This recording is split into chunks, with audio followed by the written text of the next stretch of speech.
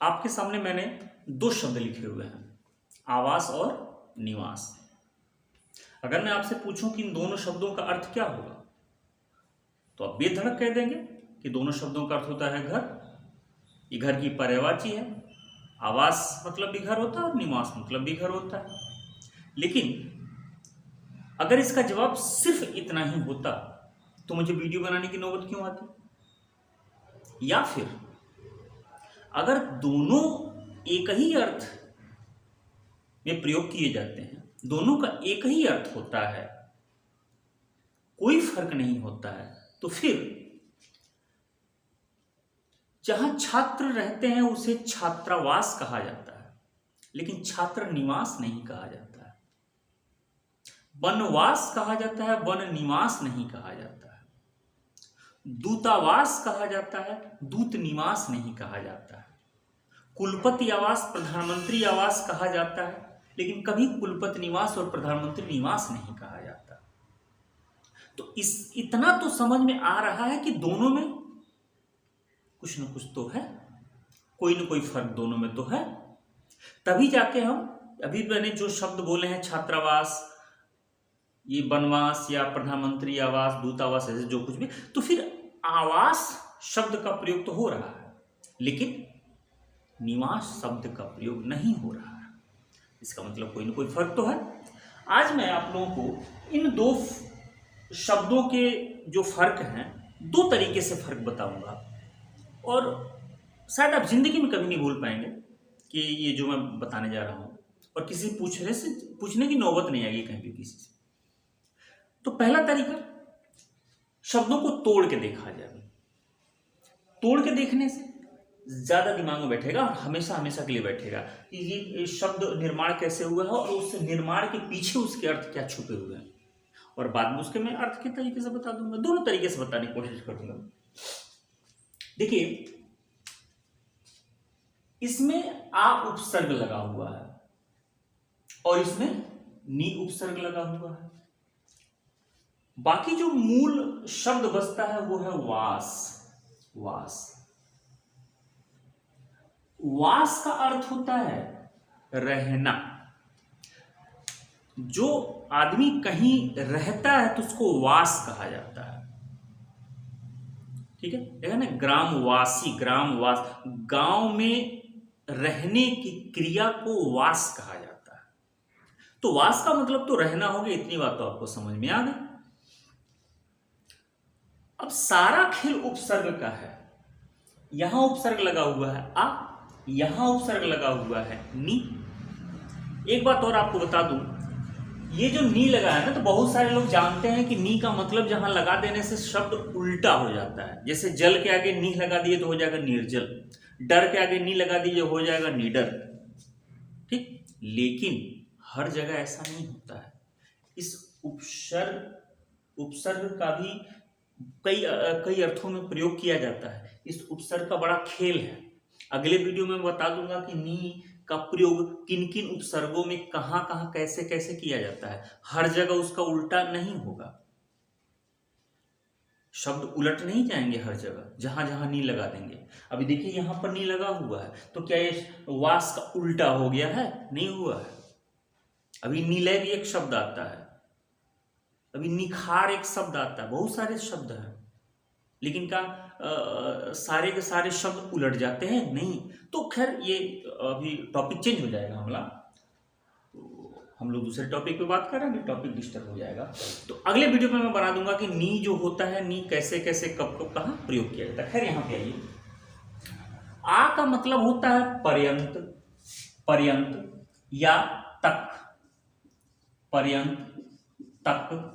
ठीक है, बलपूर्वक, इसके भी कई शब्द इस आ उपसर्ग के कई सारे अर्थ होते हैं, लेकिन फिलहाल यहां पर पर्यंत और तक मान के चलिए। ठीक, जैसे कि होता है आमरण, होता है ना आमरण, तो आमरण का मतलब क्या होता है? मरने तक। आ जन्म, जन्म जन्म तक, तो यहां आ का मतलब होता है पर्यंत या तक। अब यहां देखिए लिखा है वास आ, यानी कि वास तक, जब तक आप निवास करें तब तक। ठीक है। तो आप जहां पर निवास कर रहे हैं और जब तक वहां निवास करते हैं तो वो आपका आवास होता है। यानी कि आप कोई ऐसा घर लिए हुए हैं, कोई घर लिए हुए हैं, आप जब तक वहां निवास करते हैं तो वो आपका आवास होता है, ठीक। लेकिन यहां पे लिखा है वास और उसके आगे उपसर्ग लगा हुआ है नी। अब यहां नी का मतलब होता है विशेष, यहां नी का मतलब होता है विशेष, प्रमुख, ठीक है, स्पष्ट, ठीक है। ये इसके अर्थ होते हैं।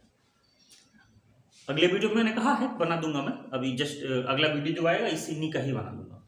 तो नी का मतलब होता है विशेष, स्पष्ट। अब जरा बात बताइए, वास का मतलब होता है रहने की क्रिया। तो यहां इसका मतलब होता है कि विशेष रूप से रहने की क्रिया। तो आप रह रहे हैं उसको निवास कहा जाता है, और जब तक जहां रहते हैं वो आवास कहलाता है। यह रहा आपका शाब्दिक अंतर। आवास, आप जब तक रहते हैं जहां पर, उस स्थान को वो आवास कहलाता है। लेकिन आपके रहने की क्रिया जो जिस भी तरीके से हो, यहां पे विशिष्ट लिखा हुआ है, प्रमुख लिखा हुआ है, जिस भी तरीके से रहने की जो क्रिया है वो क्रिया कहलाती है निवास। तो आप जब तक रहते हैं उस स्थान को आवास कहा जाता है, और रहने की क्रिया प्रक्रिया को कहा जाता है निवास। क्लियर बात होगी। अब दूसरे तरीके से, बड़े आसान भाषा में, ये तो थोड़ा टेढ़ा था, आसान भाषा में अगर मैं कहूं तो आवास एक घर का नाम है, एक बिल्डिंग का आवास। अब बिल्डिंग कह सकते हैं, झोपड़ी कह सकते हैं, कुटिया कह सकते हैं, जो मर्जी वो कह लीजिए। तो आवास जो होता है वो एक अस्थाई जगह है। कहीं आप कहीं गए हैं, आप कमरा ले लिए हैं, वो भी आवास है। लेकिन निवास रहने की प्रक्रिया का नाम है। तो आवास घर का नाम होता है और निवास उस घर में रहने की प्रक्रिया का नाम होता है। इसीलिए देखिए, कभी भी जो अभी मैंने बताया ना छात्रावास बिल्डिंग, शुरुआत में वहीं से किया था कि छात्र जहां रहते हैं, कभी छात्र निवास नहीं लिखा जाता है, छात्रावास हमेशा लिखा जाता है।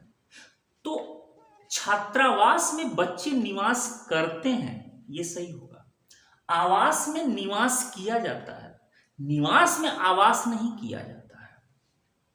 प्रधानमंत्री आवास में प्रधानमंत्री निवास करते हैं, निवास एक विशेष क्रिया कहा जाता है। यह अलग बात है कि पर्यायवाची में दोनों को एक ही साथ हम लोग पिरो देते हैं, और आवास और निवास दोनों एक ही धर्रे में हम लोग पढ़ देते हैं, दोनों का मतलब घर हम लोग कहते हैं। लेकिन शाब्दिक रूप से इसमें फर्क है। शाब्दिक रूप से फर्क मैंने बता दिया आपको कि आवास में निवास किया जाता है, निवास में आवास नहीं किया जाता। आवास एक घर का नाम है और निवास उसमें रहने की जो हमारी क्रियाकलाप है, उस क्रियाकलाप को निवास कहा जाता है। उम्मीद करता हूं कि बात मेरी समझ में आई है, आवास और निवास का अंतर, ठीक है।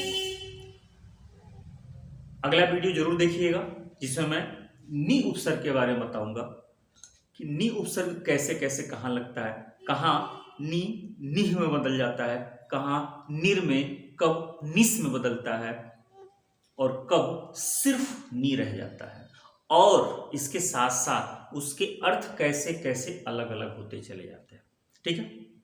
अच्छा लगा हो तो वीडियो को शेयर कर दीजिएगा और लाइक कर दीजिएगा।